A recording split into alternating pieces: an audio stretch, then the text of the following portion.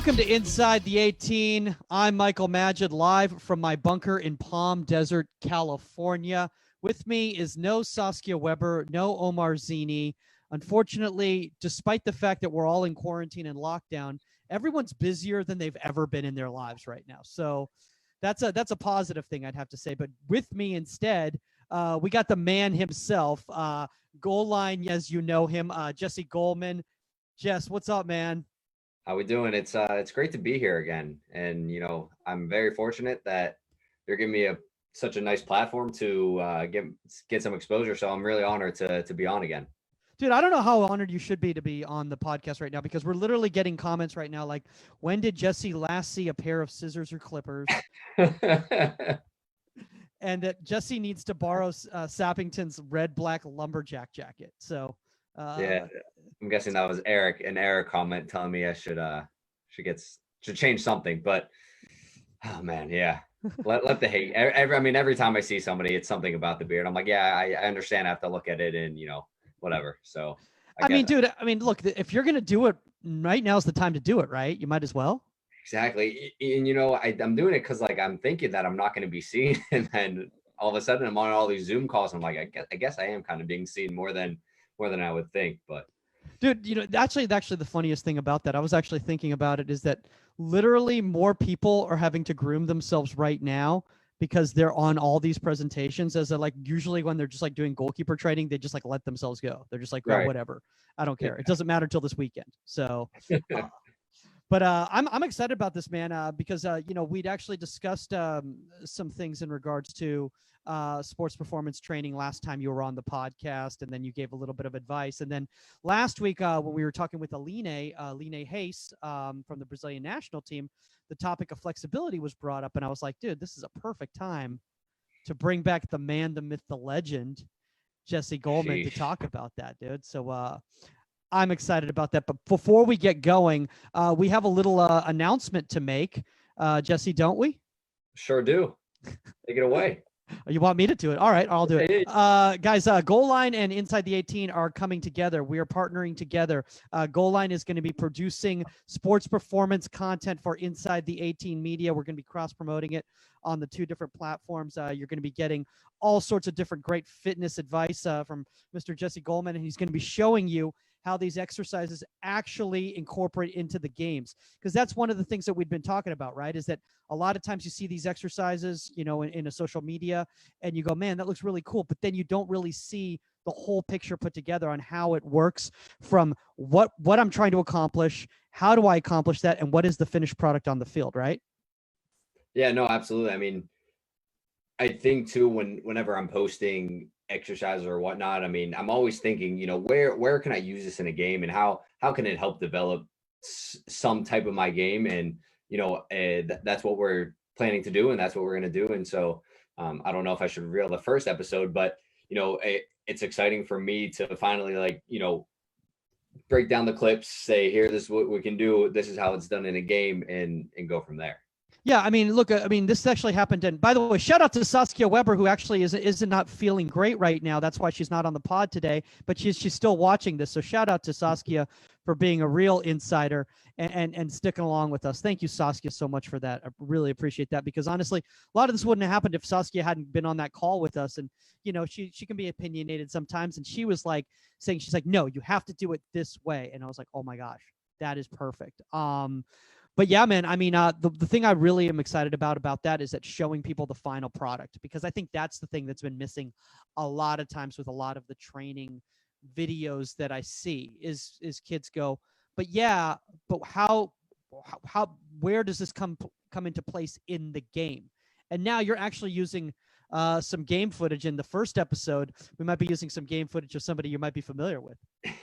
Yeah, it's nice to be able. Those are my better moments. We'll say that. I've had my fair share of mistakes, so it's glad to be able to at least showcase some of my finer moments. You guys are going to see that in the pilot episode. You're going to see this rifle of a. It wasn't a sling throw. It was more of like a push pass that you had. Yeah, it was a little football. Yeah, javelin throw.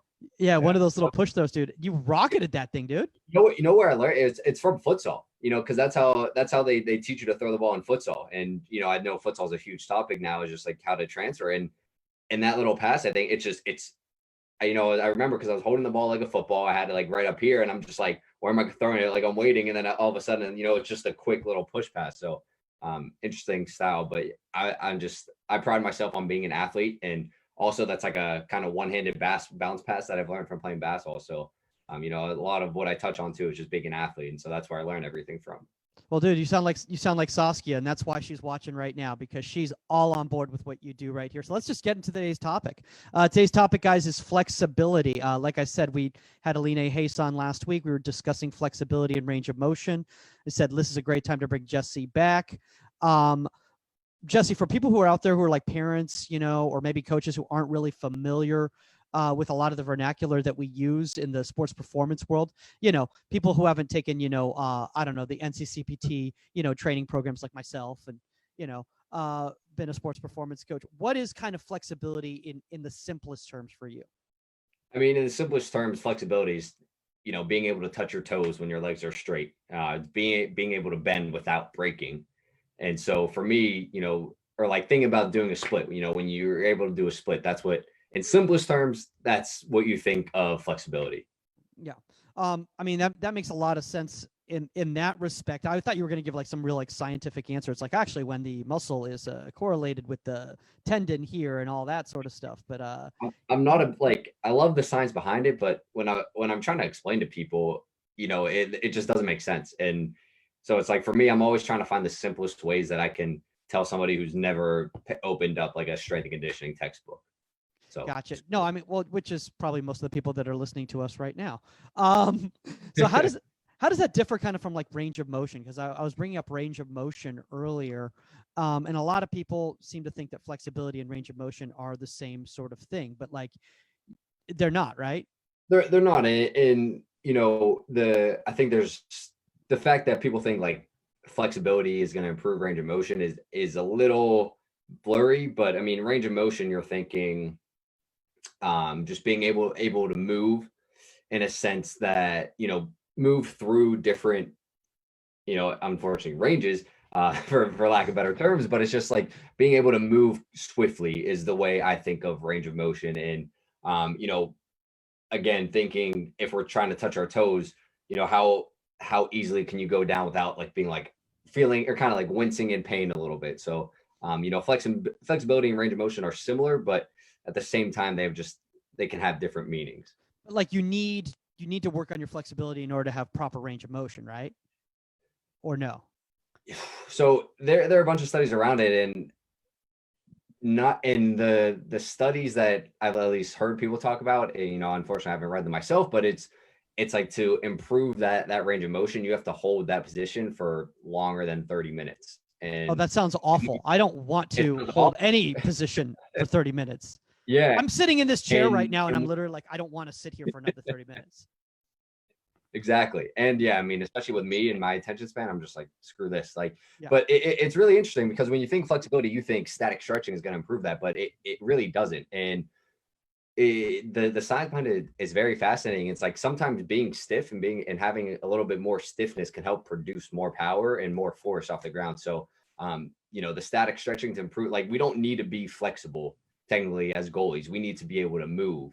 But that flexibility thing, like being able to touch your toes, and going back to the podcast I was listening to talking about this, there was like a guy, a track coach in 1983, who was the coach of I think a British world champion, set the record in some type of sprinting, and the dude could barely touch past his shins when he was going to stretch his toes. So seriously, yeah, it's wild. So when I heard that, I was like, that is nuts. And the way that it was described is like, you just need to be flexible for your sport. And so, we need to be able to move out of a kind of like a quarter squat position because that's our set position. We need to drop a little bit lower because when we're low diving, we need to be able to get there. And, we need to be able to move our arms up and down pretty swiftly, but, we don't technically need to be able to touch our toes.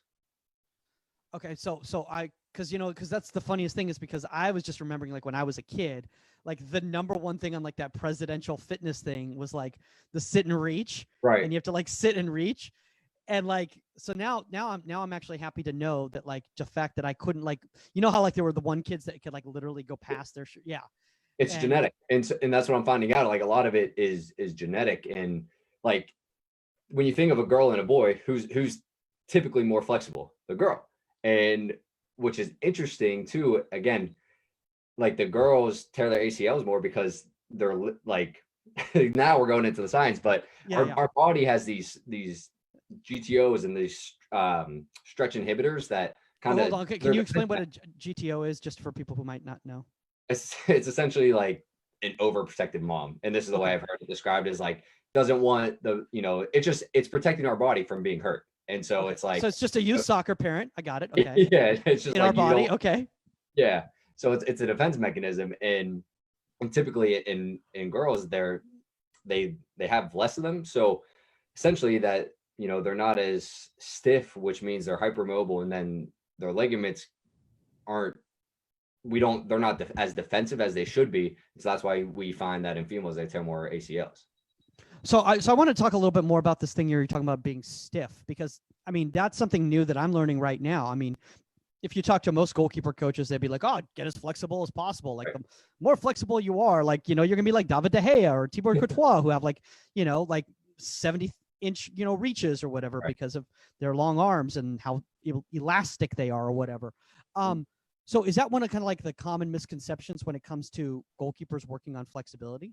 Yeah, and I think when we're working on I don't want to think we should ever work on flexibility. I think we want to work through the end ranges of motion. So, we want to first loosen up our muscle tissue, our body temperature, and then we want to start getting into our sport positions that we need to be in. So, maybe, after once we're loose or we foam roll, whatever it may be, we then need to be able to start diving. That's why we start diving and things. And we need to start working in those sport specific movements rather than static stretching first and going through the whole nine that has kind of just been the way it's been forever. Yeah. No, I mean, it seems like dynamic stretching has kind of become kind of the thing, even in the goalkeeping community. But one thing that I've noticed a lot of is people in their off time is doing activities such as yoga. So would that be counterproductive? Yeah, and the other thing too, I think we need to take into account is a placebo. And so if you're looking at a Tim Howard, and Tim Howard has said he's been doing yoga, 3 times a week since he was 19. Well, great, that's worked for him. And is there science behind that? How can like strengthen or decrease performance? Yes and no. But so I think a lot of something like yoga, I wouldn't recommend, because again, like the static stretching doesn't really help performance. But if it works for you, then please go ahead and do it. But for me, like personally, I wouldn't recommend it. I would recommend something like maybe like a Tai Chi, and just working on constant movement and being in tune with your body and how your body moves, and just again being able to move swiftly and calmly. I would love to see some goalkeepers just go out there and start doing some Tai Chi with like a group of like elderly people, like at the park. Well, I guess that's not a thing that's happening right now, in social distancing style. Right. And just recognizing just how those people move so well, at their more advanced age, and being like, oh my gosh, there's still so much more about my own body that I still can figure out, Yeah, and the good thing about yoga, though, I will say, is like if you can do it, it helps a lot with breathing and just understanding, your breath and how to go from sympathetic to parasympathetic, and just letting your body relax and be in a calm state. Okay. So now I have a question for you here. In regards to what we were just talking about with the breathing stuff, I've noticed that that's been incorporated into a lot of, for lack of a better term, flexibility routines by sports performance coaches. That the breathing is involved in the actual dynamic movement stretches too. Is that something you're using? So, like you're saying in a dynamic or a static?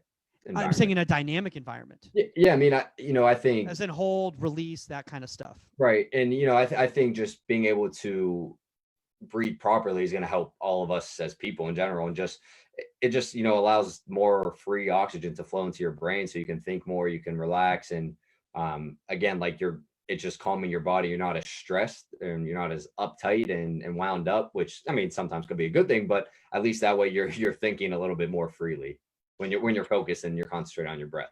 one thing that was brought up to my attention about a year ago, from a goalkeeper. I'll just say it, from Todd Hofford. Todd, he was talking to a young goalkeeper, and he was saying, before you make the handle, breathe in and out. As that shot is hit, breathe, and then once you make contact with the ball, you exhale. Aline brought up the same thing last week on the podcast about how she kind of releases her oxygen as she makes contact with the ball. Is that a good breathing method, or again, is it a placebo type thing, or what? Well, I mean, if those two are saying it, then I can't say it's not. Of course, yeah, exactly. No, but I don't want you to badmouth them. Yeah. No, I love that idea though. Like, yeah, I mean, I think it again, just relating it to what I like to do is just lifting it. How you're supposed to breathe out when you press up or whatever it may be. I think it's kind of the same thing. Like you're tense, and then as you're coming in, you start to relax, because we want our hands to be relaxed as we catch a ball. So just being able to relax, I think that exhale will allow them to relax, loosen up the body a little bit, and then handle much easier. So that's an interesting thing I haven't heard a coach mention before, but I love that. Dude, I mean, honestly, I tried it and it worked for me. I got to be honest with you. I do not breathe well. Right now, I just took a throat lozenge because I was having trouble breathing. Because I ran out of water right now. And so it's difficult for me. I'm a very wound up person. I don't know if you can tell. I'm a very wound up person. I'm very loud sometimes. And for me, like sometimes I'll see like in like an Exos training program app or something, they'll have all these breathing sequences and in the middle of my activities. And I'm like, I don't have time for that. I don't have time for that. I don't want to do that. But from what you're saying is that's going to improve my range of motion. That's going to improve my ability to absorb impact, all those sorts of things, right? I mean, just being able to breathe, breathe properly. And again, just going back to getting all the oxygen that our muscles and our mind needs is going to help everything. I even heard on a different podcast, it was like a football coach. And I think it was like an offensive coordinator or something. When he wanted to talk to the quarterback or any offensive position after they just ran off the field and they're tired, he first had them focus on breathing for however long, taking however many breaths. And then they're going to talk about the sequence and whatever just happened, because, now they're able to think a little bit more freely and they can concentrate and relax a little bit more. They're not as angry. And, so again, just going back to the whole understanding how we breathe and being able to give our mind the oxygen that it needs is going to help tremendously. I was just looking at the comment list and I was trying to find something here that was actually productive. It's mainly just roasting you for your appearance. Dude, literally all of the Pittsburgh soccer community, I think, is on this podcast right now, watching you right now. So I appreciate the support. If they're roasting me, it comes with the territory, I guess. Hey, dude, it's part of the part of the GK union, right? Yeah, exactly. All right, let's get into this. By the way, I just did on a tangent real quickly. I've just recognized the types of people that I've roasted on this show, not even thinking about who they were. Like I've literally like big, huge names in the goalkeeping community. And just because I'm on the show and it's like, I'm like, oh, I just said that to so-and-so. Whoops. Hopefully they take that well. I'd say so. It's all in good fun. Yeah, we try to. All right, let's move on to the myth about strength training. Okay. Because this is something I get a lot of times from parents. And they come up to me and they go, yeah, I don't know about that because, I'm really worried that he's going to impede his flexibility, his whatever, if he starts, doing some weight work. And this is especially a lot of times this comes to me from adolescent parents, not the parents or adolescents. Like they're, I get what you're saying. You get what I'm saying? Like the parents of adolescents. Maybe I should rephrase that. So, again, just going back to what I said before, it's like the flexibility thing of it is something that we don't need to focus on anymore. And, being stiff isn't necessarily a bad thing because, again, we can produce more force. And then to produce more force, we need strength.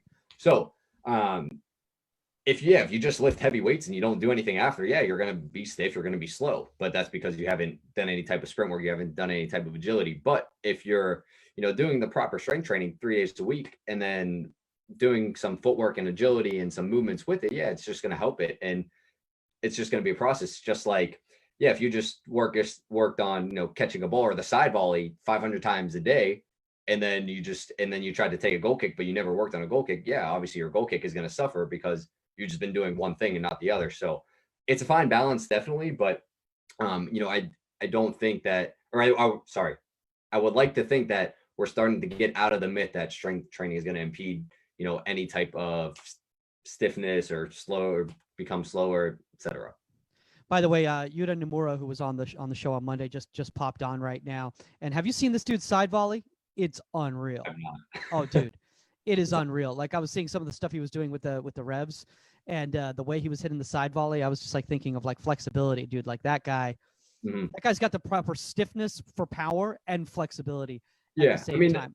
And plus too, the side volley is one thing that requires a lot of range of motion in your hips and quads and hamstrings, and I think that's why a lot of goalkeepers might struggle with that on a side note. And that's why I know whenever I first started, like, again, I struggle with that. But going back to what I mentioned too, is like, we need to train that sport specific movement. So it's like, stretching, doing the pigeon stretch for 20 minutes isn't going to help that. It's doing a dynamic warm up and then constantly trying to swing your leg, getting your leg up high enough and getting into that position on your plant leg is going to help it.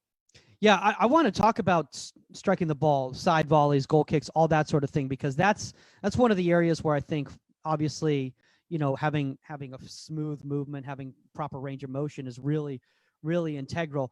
And I've recognized that one of the most difficult things for kids to really capture is how to strike a dead ball, a goal kick, especially for goalkeepers, because a lot of times, like I'll just be straight up honest, they're not spending as much time on their striking skills as they are on some other skills at the youngest. Maybe whether their coach isn't really enforcing it, or whether they're just not as interested in it, or whatever.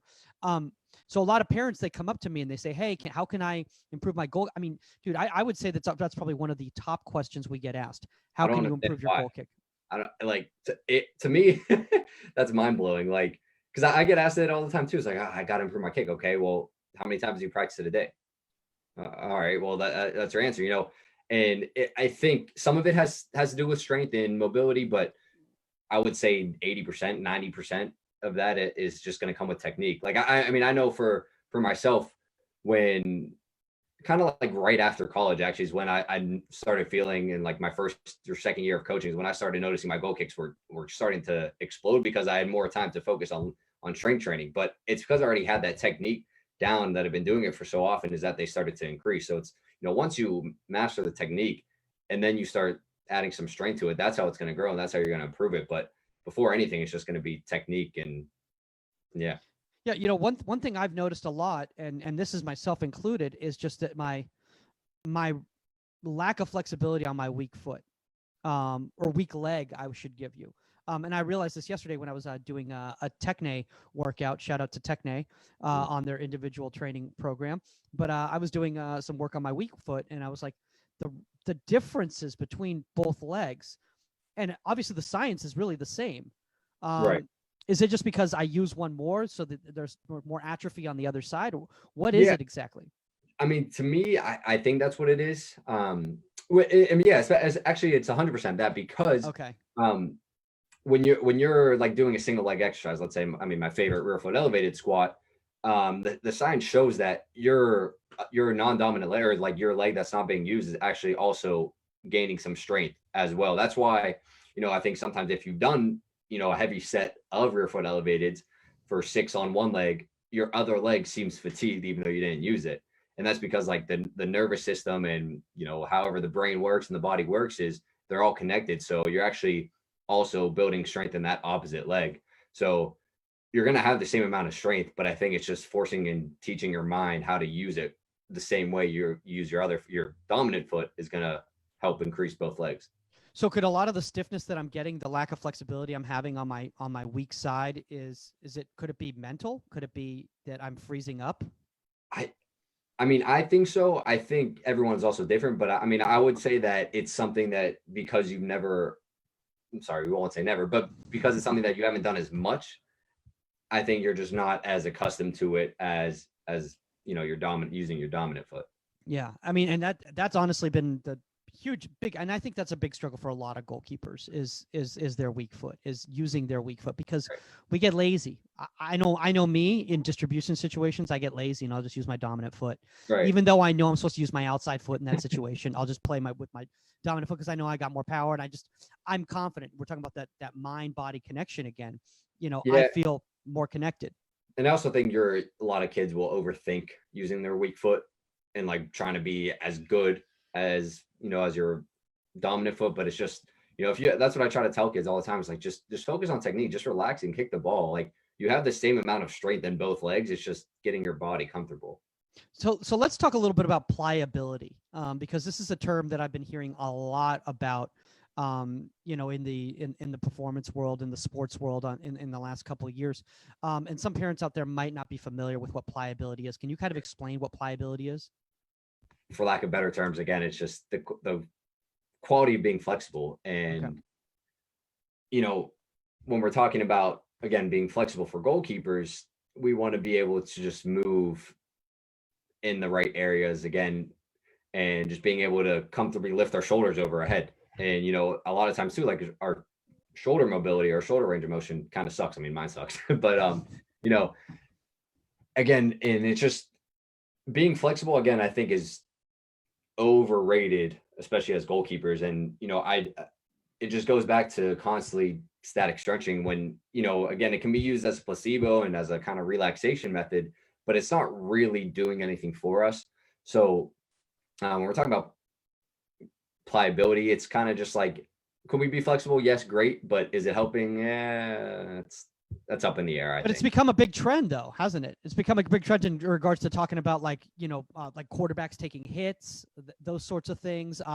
Goalkeepers being able to handle contact on crosses, hitting the ground, all that sort of thing. I hear a lot of people talking about like, oh, well, he needs to be more pliable so he can handle so he doesn't get injured in those situations. And if we're talking about that, I think that all too has to just come down to strength. I actually was just talking about it today earlier with Eric over at GK Icon. Shout out Eric. When we're talking about goalkeepers and hitting the ground, it's like our body needs to be able to dissipate force and absorb hitting the ground, and with that comes strength and being able to build a nice foundation of strength to protect our bones and our muscles.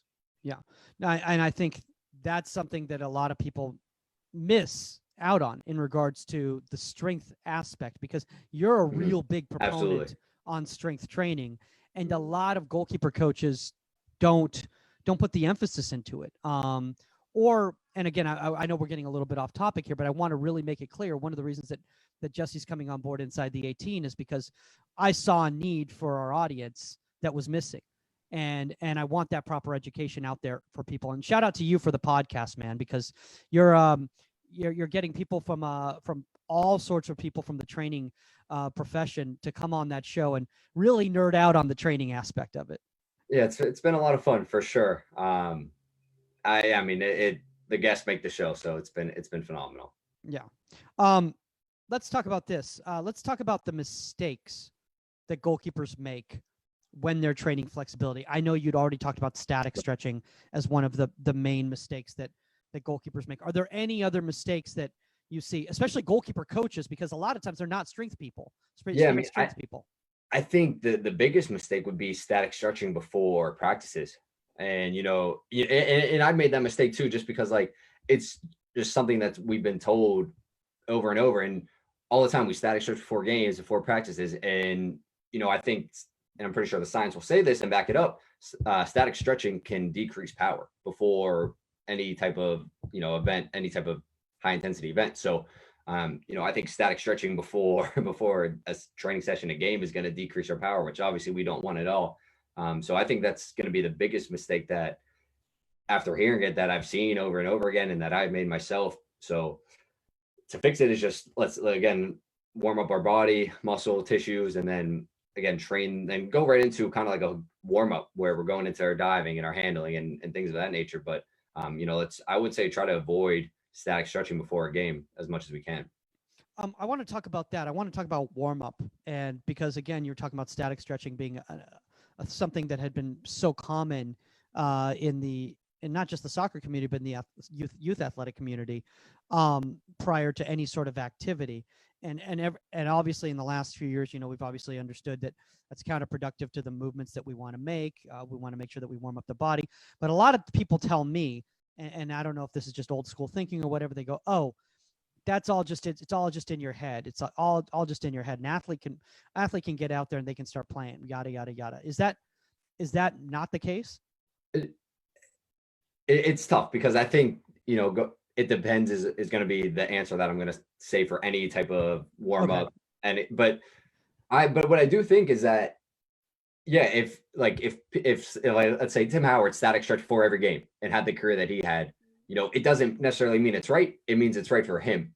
And so I don't want to, I don't want this to be like, okay, well, I said it, we shouldn't static stretch 4 games, so I'm not going to do it. If it's worked for you, continue to do it. Don't let me tell you not to do it. But if we're a young goalkeeper and you haven't really developed a set routine, or if you're a coach listening to this and you haven't really developed a warm up yet, don't just say, hey, go static stretch for 10 minutes and then come ready to go, because I don't think we're preparing properly.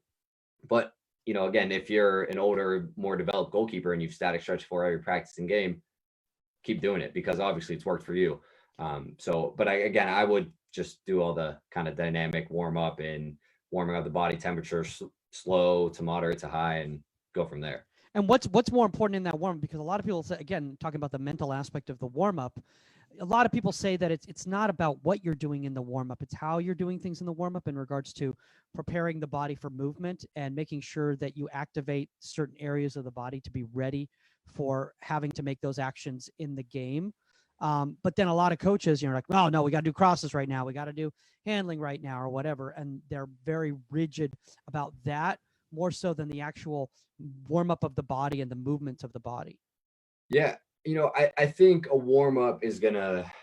I think the warm up is our time to be alone with ourselves and to start mentally preparing ourselves. So, as long as we're covering our bases and warming up our hips, our shoulders, our back, our calves, our hamstrings, as long as we're just covering all of our main body parts, I think we're going to be fine. Because again, I think a lot of, especially as goalkeepers, we're, so much of our game is just so mental. So, I think the biggest thing for a warm up is loosening up our body and warming it up and increasing the body temperature while constantly getting our mental side of things, our head in the right place. I want to talk about exercises, right? Because a lot of people, if they've tuned into this and they go, okay, well, that's cool, Jesse, you're talking about all these different GTAs and all these other scientific things, but I just tuned in because I wanted to hear what exercises magically are going to make me more flexible and make me a better goalkeeper. So let's try to get into the nuts and bolts of that right now, because I think there's a few out there that you specifically have talked about prior in the past, and not just about flexibility, but just beneficial to goalkeepers. So can you kind of go over some of those? Yeah, I think in terms of being more mobile, any type of overhead squat will actually help your mobility. So do that. I would recommend like doing just hands in the air, squatting down. That'll help with mobility as well. But if we're talking about just exercises to do, I think a lot will work. My biggest thing would just be unilateral exercises, one where we get one hip dominant or knee dominant exercises. So a deadlift, a single leg squat. Those are my favorite. Those I think are going to be the most beneficial to producing power and that stiffness that I mentioned before, and that force off the ground. Any type of overhead press, making sure again we have the mobility in our shoulders to be able to do that. Again, because we're constantly need to be strong overhead, and then any type of core exercise. So like a plank is one of my favorites. Just simple and gets the job done. A leg raise is great just because it also strengthens our hip flexors. So goblet squat, again, if we're talking bilateral. Can you explain a goblet squat for some people who might not be familiar? So goblet squat, we're just holding any type of weight, a dumbbell, kettlebell, right at our chest, keeping our elbows in nice and tight, keeping that dumbbell or the kettlebell connected, and we're just doing a regular squat pattern. But I think that's a great one to help improve range of motion and a great starter squat, if you will.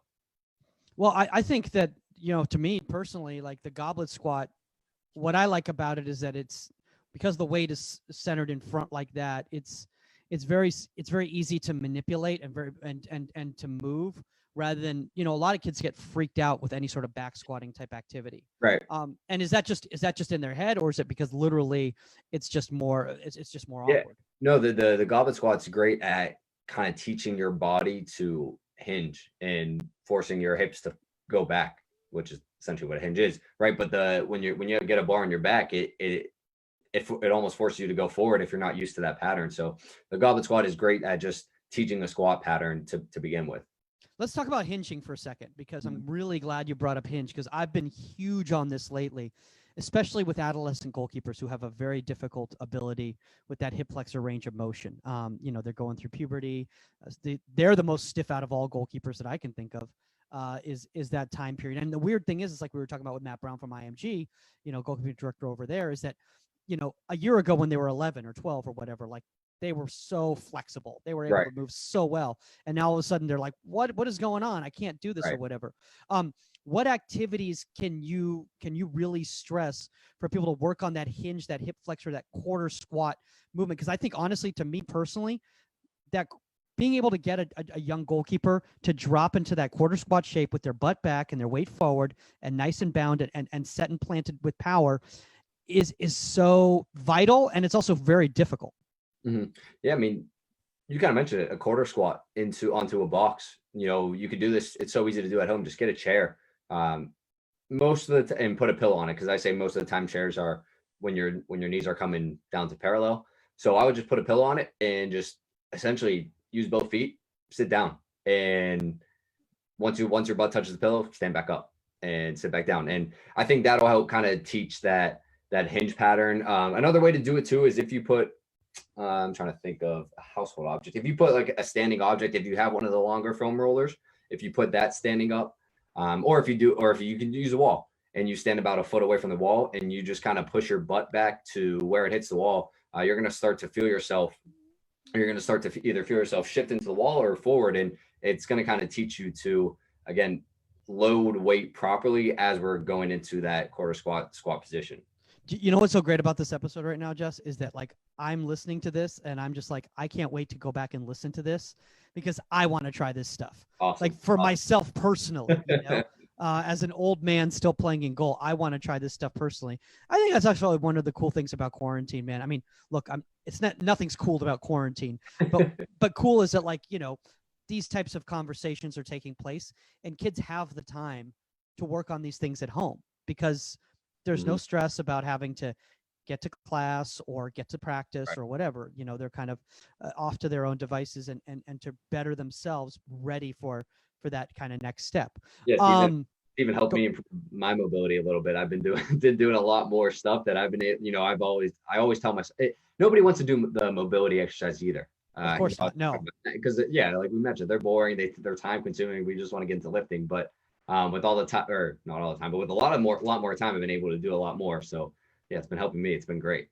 I mean, and the foam roll thing, I like, because I think for me, one of the toughest things that I have is teaching kids that they're not going, kids become top heavy so much. Right. They become top heavy so much. And I think a lot of it is because goalkeeper coaches either aren't familiar with how the kinetic chain entirely works together, like synergistically, or they explain things so vaguely that kids take it literally, like stay forward.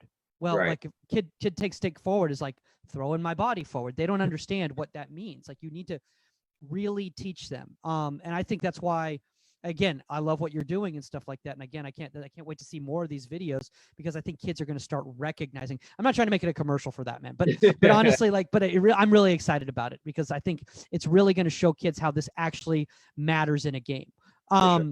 Okay, so let's talk about this here. Let's talk about massage. You brought up massage a little bit. You brought up foam rollers a little bit. Something that's become very popular nowadays. In fact, I've got one literally to the side of me right now. Are Ther Guns, Hypervolts, Ther Guns, any sort of massage guns. What are your thoughts on those? Are they beneficial? Should kids get one? Should they use them prior to training, after training? What do you think? So I think the best time to use them is prior to training. And again, I just listened to it, and the way it was described, and this is going to sound interesting, is foam rolling is essentially a band-aid for sore muscles. So basically what it was said was that after you foam roll and you feel good, 20 to 30 minutes later, your muscles just kind of go back to where they were before. So you're not really making a difference. Again, I think it works on the placebo though. Like, I mean, I foam roller before I kind of get into bed, and just because for me, it helps me relax. And, I think it does do a placebo for me. Like it makes me feel better about, my body, and I feel a little bit less stiff. But I think the best time to do it is right before a training when we need to work those, and because it's increasing those end range of motions. And now in training, we can start working on improving those end ranges of motion. So, you know, we can roll out our hips and then start getting into diving and start improving that range in our hips as well when we get into some diving. So best time to do it, I think, would be before training. Okay. What about the guns? I think they feel great. I think it's kind of like a foam roller on steroids. So I mean, I'm not sure. I don't want to just say this because I haven't read any science behind it or anything, but what it seems like, if a foam roller is being described as a Band-Aid, and then this Ther gun would just kind of be a larger Band-Aid. Okay. But, you know, again, I think a lot of it is placebo, and getting it like, it can help. Don't get me wrong. It absolutely helps. But I think the best time to do it and use it is before a training session or a game. I think one of the problems too I see with the Ther guns is a lot of people don't use them properly. Right. They just look at them and they say, okay, I think I know how to use this. Cool. And then they just start rubbing themselves around with the gun. They're like, I don't know, it's not doing anything. Right. It's like, dude, do you even look at the instructions? Like, right. You know, I think it's like, and it's like that's why, you know, for me, I just love lacrosse ball because it's so much smaller. You know, for me, it just works on activating a muscle and digging into a muscle a lot greater. But I mean, you have to hold it in that muscle for, you know, 10 to 20 seconds and then move on, work on breathing, like we talked about. But I also think just getting a general massage too can help as well, and that breaks up muscle tissue. When you use the gun, though, how should you use the gun? Because there are people out there who have the guns, and I just want to make sure that they're using them properly. You know, to be honest, I'm not really sure. I've used one, you know, where I used to work had one, and so I kind of just played around with it. So okay, I'm not really sure how to use it. I know how to use a foam roller and a crossball really well, though. Gotcha. Well, just if anybody has any questions on how to use a Ther gun, I have one. I believe from what I've been doing, hopefully I've been doing it right. You hit the target area and usually leave it there about 20 to 30 seconds before you move on to the next target area. So it's essentially like a foam roller in that regard. Yeah, exactly. Yeah, I mean, that's what I was going to say. I didn't know if there was like a special way to use it, but I mean, yeah, it's the same thing, you know, same thing with foam rolling a lacrosse ball. Hold that targeted area that you feel kind of, you know, when you feel it, and just hold it there, focus on your breathing, and then move on to the next. I will say one thing, that for people that do have trouble with foam rollers in regards to really digging in and really how many repetitions and that sort of thing, a Ther gun is beneficial, or any type of massage gun is beneficial because it's doing the movement for you, right. And it's hitting the area, you know, a lot faster than I can move. I know that. At least I can't do it that quickly. Mainly just because I start screaming. I'm like, ah. I'm the worst with foam rollers, dude. I need to start rolling out again. All right, let's talk about what advice you would give to kind of young goalkeepers because here's one thing that I have, and this doesn't happen necessarily as much with older goalkeepers, but this definitely happens with younger goalkeepers. They find any sort of mobility work, flexibility work to be boring or time consuming. And I don't know if you've worked with the little ones. They have a very short attention span. So how do you keep it fun for them? How do you keep them active? How do you keep them benefiting from the time, but not burning them out? Because I think that's one of the problems, is like, it's not exciting. And a lot of coaches go, hey, you just got to do this. And right. I don't want to do that. So what age are we talking for the little ones? Well, I'm talking about 8, 9, 10, that sort of thing. Yeah. I mean, for them, I wouldn't do any mobility work at all. Like you mentioned. Oh, really? Okay. Like who Matt from IMG, you know, he mentions, like, you know, 1 year they're touching the toes, next year they can't move. And yeah, you know, if you look at an 8-year-old, or how like an 8 or 9 or 10-year-old will sit, you know, they'll be in a deep squat position. Like, you know, their butt will be touching their heels. Like they can, you know, our bodies are naturally able to move like that. So I would just do more like cognitive function and just being able to teach them to cut and move laterally and sprint up and down and play a game. Like games of tag are so much fun for them and myself. But I mean, and it just teaches, you know, so much about cutting, about changing direction, and all of that work. We're doing so much more for the brain than, you know, touching your toes, because they're not getting anything out of it except boredom and, you know, their mind's going elsewhere. But at least with the game, it's fun, it's engaging, and now, you know, they're kind of, they don't realize it, but they're buying into you more because they're having a much better time. Dude, I just realized while I was talking to you right now that if only I wasn't in my quarantine bunker, 2.5 hours away from where I live, because I have a GoalLine shirt. I would have worn it today. Dude, it's all right. It's all Oh right. man, but I'm limited on my wardrobe. I literally only have what I've. Because here's the thing: when I came out here, I thought I was gonna be here for like a few weeks. Like I didn't know I was gonna be out Right. here for 3 months or whatever It, it's been you so know, far. that's what that was my thought process with my beard. I actually shaved like the first or second week, or probably like the first week into quarantine. I'm like, oh yeah, it'll be like we're going back to work soon. And then I Yeah, found that it was gonna be longer. I was like, okay, I'm not shaving, and yeah. that's the What story what about the beard. what's the situation? I want to bring this up because I don't know about you, but I'm getting really antsy. I kind of want to go back into a performance facility and start doing some work. So for those of us out there who are still kind of like, I've been doing a lot of TRX stuff. Is that Mhm. good for me to be I doing love right it. now? Love it. Okay. Yeah, I mean, I'm a huge proponent of body weight exercise. Exercises. I love them. And especially right now, I think a lot of people are overthinking what they need to do. And there's so much that you can do and how you can adjust your body weight to make it a hard workout. I mean, slow down. If you're doing a push up, go a lot slower on the way down. Pause at the bottom for 2 seconds. Try to explode up as fast as you can. Doing 6 of those, you're going to be tired. Like there are so many different ways that, we can train indoors, outdoors, or like in a confined area without, overthinking like, oh, I need to bench press 200. No, you don't. Just do some push-ups. Like you can still get explosive, with your body weight. So body weight exercises like using a TRX are perfect. Yeah.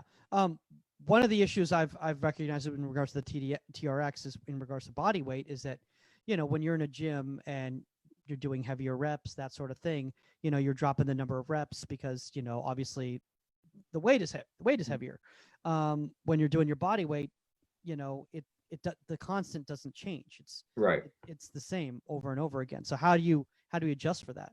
Yeah, I mean, just touching on what I just mentioned before is like if you're working a lot So the slower, like speed. So the speed. yeah, Gotcha. yeah. Okay. So exactly. So the more time under tension your body's under, your muscles under, that's how you're gonna build muscle. Like, have you ever? It's funny. Have you ever walk through an airport holding a bag for however long, and then the next day, like one side, like your trap is super Oh yeah. sore? Yeah, Yeah. Yeah. it's time under tension. Like you're walking around with holding this bag, and you don't think of it as working out, but it's still like the time under tension, and your body's gonna be sore from it because it's been using like that. So the time under tension, if you go down slow on a push up, if you pause, a big thing I love too is just pausing right at the bottom of a push up or at the bottom of a Oh, squat. that's the worst. I kind of, yeah, kind Oh, of like an air sit. Like yeah. doing a wall sit, like imagine doing a wall sit just in a squat position for 30 seconds. Your legs are firing up. And, it's just another great way to switch things up and start to build some more muscle as well, while, just to create some more tension. So someone just asked if they can get a signed Hacksaw Jesse glossy 8x10, please. Who was it? Was that Mark Duffield? It was Mark Duffield. How'd I guess? Yeah. Mark and Eric have had been dominating the comment section. I Here. bet. Both great guys. Mark actually, when I was in New Jersey, Mark actually coached. There's a funny story. Mark coached a couple of the kids that I ended up coaching in college at Centenary when I was beginning my coaching career. So Mark actually coached them first back at a young age. So Oh I'll man. yeah. So you had to fix all their problems. Is that what you're saying? Yeah, exactly. I want to talk about this. I want to talk about dorsiflexion Mhm. because, to be honest with you, I think it's something that's not focused on enough. And the scariest thing to me is that I bring it up to older goalkeepers of mine, and by older goalkeepers I mean high school age goalkeepers, Right. and they don't know what I'm talking about, Of which course. is terrifying to me, because that's one of the most integral things as a goalkeeper, is to be able to have good dorsiflexion. Mhm. So can you explain to our audience why it's so important for goalkeepers and what dorsiflexion is, so if they're not familiar? Yeah, essentially when dorsiflexion, we're talking about it in your ankle or even fingers, you can do it, but mainly in the ankle. It's essentially the process of bringing your toes up to trying to touch your shins. That's when your ankle is dorsiflexed. So we're looking for that when we're sprinting. But if you don't have good range of motion and in that position, it can create different types of compensatory arrangements for our knee, for our hips, and so that's why it's so crucial. And if we have limited range of motion, then our knees are going to compensate, our hips are going to compensate, and then that just kind of creates our body out of sync. And if our body's obviously not in sync, then we're just going to get hurt. But being able to to have good range of motion is going to help decrease injuries, just because now our knees and our hips don't have to compensate for it. So one thing that improved my dorsiflexion, and I'll be straight up honest, was getting injured. I'm not joking. Like, so basically what happened to me is I tore all the ligaments in my left ankle. I had 3 fractures as well. So yeah, so it was a little bit of a rough situation, and it took me a little bit of time to come back from it. But it taught me, because I had to in PT do all the band work. My dorsiflexion actually came back stronger than it was prior, because I'd never done that work before. So can you talk about how essential band work is to improving dorsiflexion? Yeah, I mean, it's essentially, I think, strength training for a muscle that's not, or that's overlooked. And, you know, I think band work and even training barefoot too will help strengthen that ankle in that position as well, just because now our body's more in tune with the ground and we're able to sense more. But yeah, I mean, band work is basically strength training for a muscle, for our shins, you know, and our ankles. It's a muscle that's overlooked, but so important in decreasing the chance of injuries. Yeah.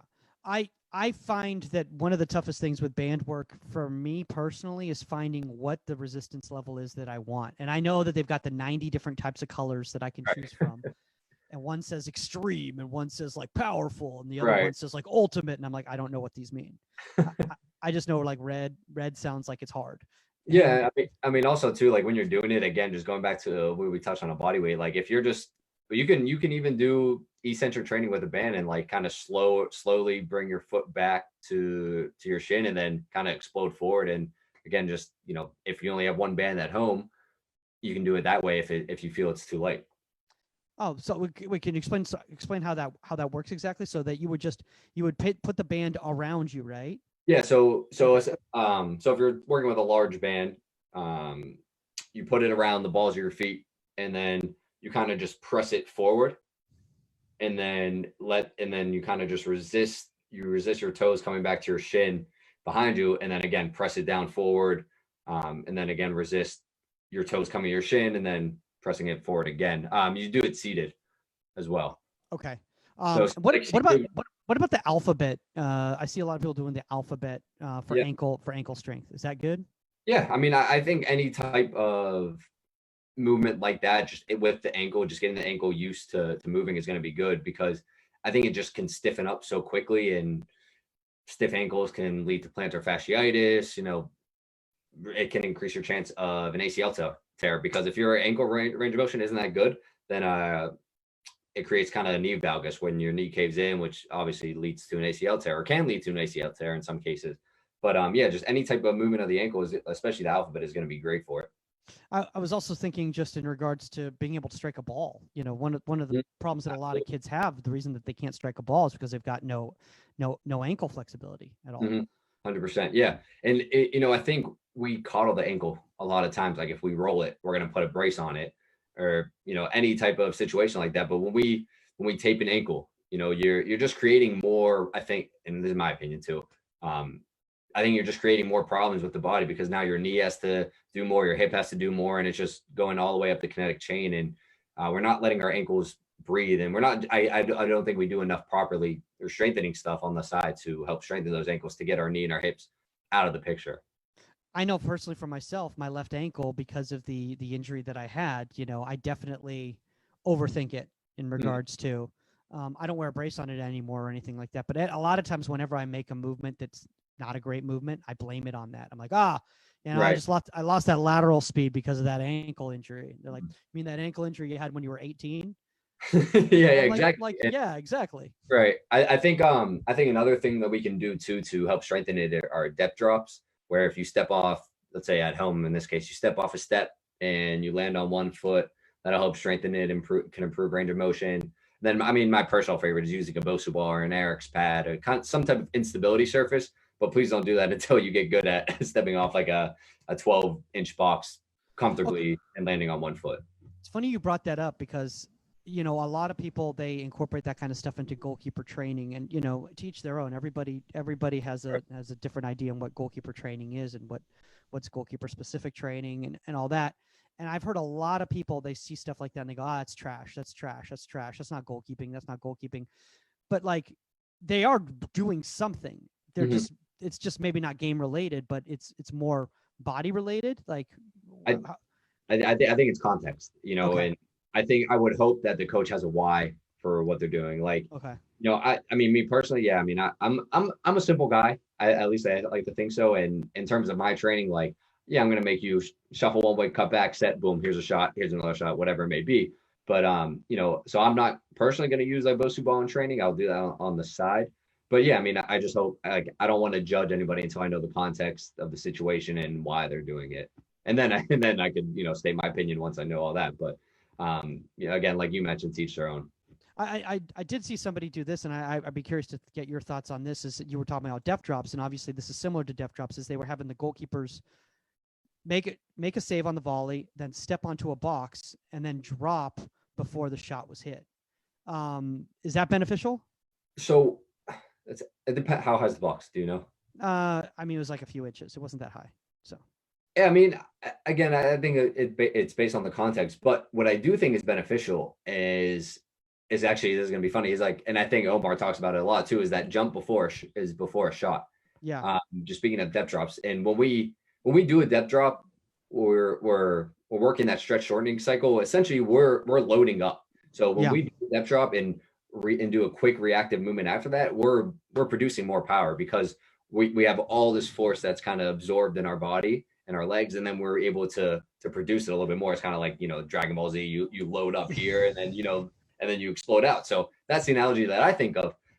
You think of Dragon Ball Z. That's the way. That's the way. Okay. I never even watched Dragon Ball Z though. That's the thing. But that was the first. That was like one of the first things I thought of, is like one of those superpowers where like Yeah. load up in here and then they explode out. And so Everything's just loaded in and then it just releases. Yeah. right. And so that's what I'm thinking would be the context of using a box in training, is like stepping down because you have all that force. But the catch 22 here is like, you got to be able to move quickly. Like if you jump and then you're just dropped in that set position, you lose all that force after about a second or two. So it's just got to be a quick movement. So that's what I'm thinking he or she, whatever the coach was using it. But so I'm a big fan of now trying to incorporate or teaching the goalkeepers to jump before the shot, so we can produce more power diving right or left, jumping, whatever it may be. So you're basically saying that pre-stretch or that pulse is essentially a mini depth jump. Yeah, exactly. Okay. I'm looking at it a completely different way now. That's actually really cool. I want to try that now. I'm not gonna lie.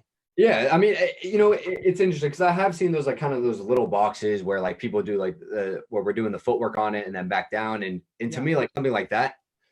Again, I don't know the context, but I wouldn't use it because I don't.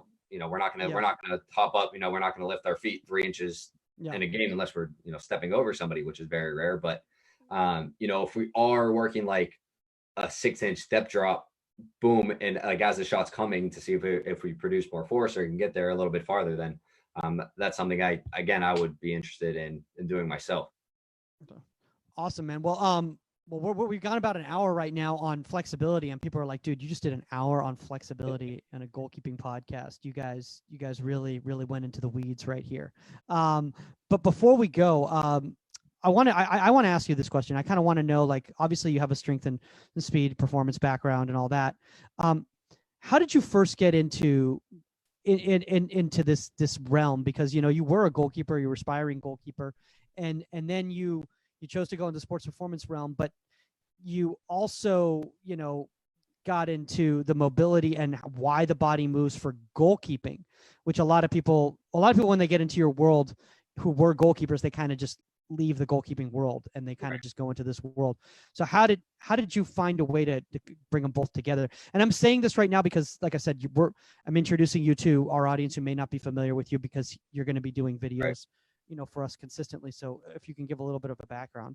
Yeah, I mean, I think for me, I love being different, and I love kind of just going against the crowd. And I remember actually last summer, I was visiting my oldest brother in DC, and he was just kind of asking me about it because that's when I really had just started GoalLine, and he was asking, I was like, I really would just love to focus only on goalkeepers. I was like, yeah, but that's really niche, so I don't know. And he was like, yeah, it's like, don't do it. And I'm like, and then like, so I was like, okay, whatever. I started thinking about it a little bit more, and I was just like, you know what, we're such a different, a unique position, I'll say. And I mention it all the time where I think we're like our position is related to so many different sports and the things that we do. And so just getting into it more and more. And, I was always going back and forth, kind of like, do I just do strength and conditioning for athletes and performance, or do I really narrow it down to a niche? And I was like, you know what? Like, there's millions of strength and conditioning performance coaches out there. And, it's not to say that I was like scared to try to compete, but it was just kind of like, I want to do something different. And I just love being a goalkeeper, and I love the position, and I love how unique it is in every aspect of the game and on and off the field. So I was like, yeah, let's just narrow it down and really dig in. Well, we're really excited that you've chosen to do that, dude. So before we go, if there's anybody out there, obviously you're going to be, seeing a lot of Jesse on Inside the 18 in the near future. But if there's anybody in the short term that wants to reach out to you, they've got maybe some more questions about flexibility that we didn't get into, or mobility, or range of motion, or just any general questions about strength performance, where's the best place for them to reach out to you? Instagram or Twitter. I'm constantly on social media. So just at GoalLine on Instagram and Twitter, actually. And yeah, just hit me up there. I will respond within probably, 12 hours and go from there. Awesome, man. Well, and remember, guys, if you have a guest suggestion or a topic suggestion, just reach out to contact at Inside the 18. That's the number 18media.com. I don't know who I'm looking at over there, as if I'm talking to an audience to the left of me right now. Or you can reach out to us on social media at Goalkeeper Podcast on all your favorite platforms. Guys, that's all the time on Inside the 18. We just did an hour podcast, just the two of us right here. So we are warriors. We will see you guys later. We're out. Later.